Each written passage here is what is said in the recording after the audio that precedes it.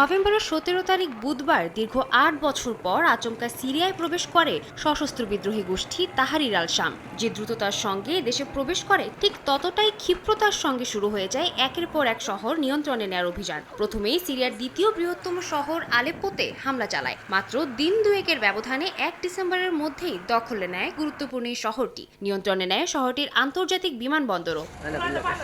এরপর পা বাড়ায় দেশটির দক্ষিণাঞ্চলের দিকে। ৫ ডিসেম্বরের মধ্যেই দখলে নেয় অঞ্চলটির অন্যতম বৃহত্তম শহর হামা। পরপর দুটি বড় শহরের নিয়ন্ত্রণ হারিয়ে শঙ্কা বাড়তে থাকে আসাদ সরকারের।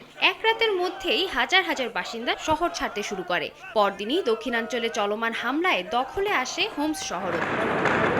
বিশ্ববাসী ধারণা করে আসাদ সরকারের গদি নড়বড়ে হয়ে পড়েছে। একই সঙ্গে সিরিয়ার পরিস্থিতিও গম্ভীর হয়ে উঠছে। ৭ ডিসেম্বর ভারতীয়দের পরবর্তী নির্দেশনা না আসা পর্যন্ত সিরিয়া ভ্রমণ থেকে বিরত থাকার নির্দেশ দেয় ভারত সরকার। একই দিন দারা শহরের নিয়ন্ত্রণ হারায় আসাদ সরকার। এক সপ্তাহের মধ্যেই আসাদ বাহিনীর প্রতিরোধকে ঠুনকো প্রমাণ করে দিয়ে দেশের ৪টি বড় বড় শহর দখলে নেয়ার পর বিদ্রোহীদের পক্ষ থেকে ঘোষণা আসে তাদের পরবর্তী লক্ষ্য রাজধানী দামেস্ক।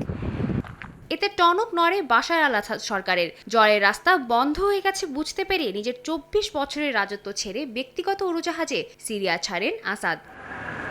সাদিয়া তাসনিম, সময় সংবাদ।